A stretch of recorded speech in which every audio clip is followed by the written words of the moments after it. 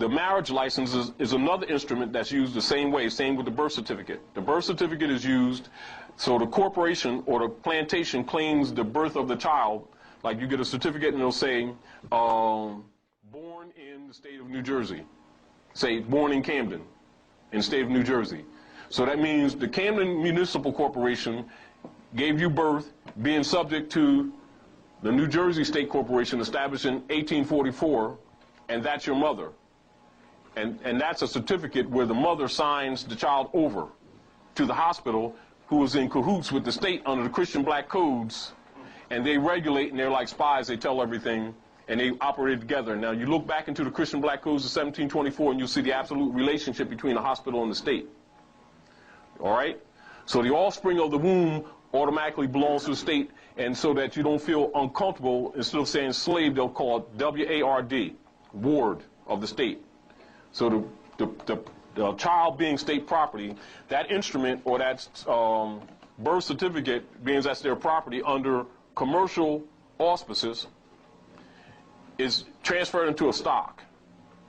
And so at birth, that child, I think as of now, what's about 20 years ago was about 16,000.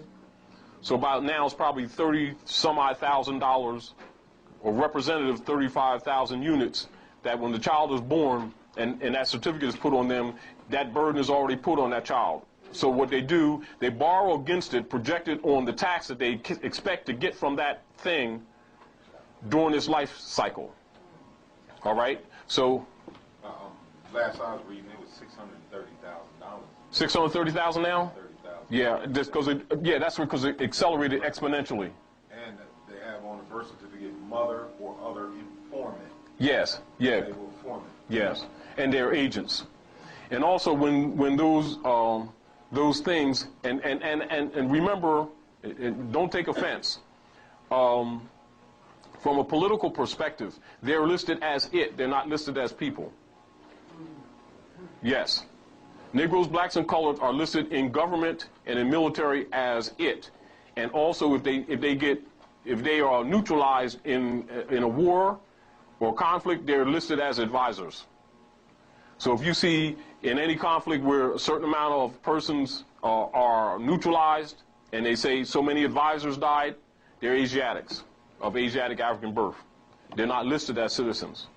This is also why they have a difficulty, as you see over the years, you see different wars go up that take place, and you see different people start movements to try to get these people recognized and all this stuff, you know, from Troop 54, from the Civil War and all that kind of stuff, and they doing all kind of stuff to get them recognized. The reason why they're not, because they're not citizens, they're property.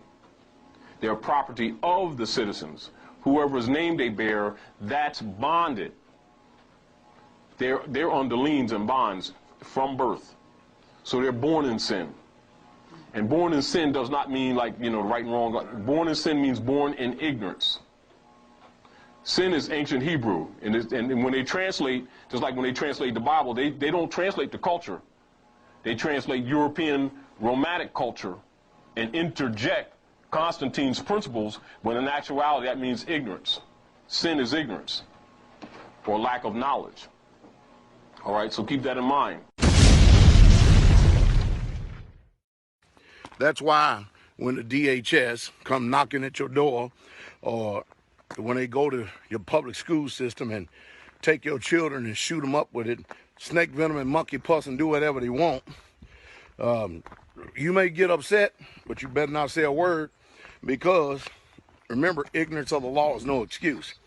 You opted into this. They didn't disclose the terms and agreement to you when you signed that marriage license. There is a big old law right behind that little certificate that you get. And you are nothing more than a babysitter to your children. Now, you can get mad, you can get upset, all you want, but I dare you to go check me out. See what it says, see what I say. Check me out, see if what I'm saying is so. Because you'll be a whole lot better off if you got married and got a family Bible and signed it Do like the rich people do, draw up a contract or what's called a prenuptial agreement. Hold each other to the fire, because today people's word don't mean nothing. You can see that today. People's word don't mean nothing. But if you want to protect yourself, never get a marriage license. And if a woman says that she's not going to marry you, or she's not going to marry you until you get a license, then guess what? You know that's not the woman for you.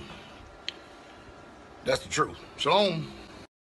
I thought I'd go ahead and spend some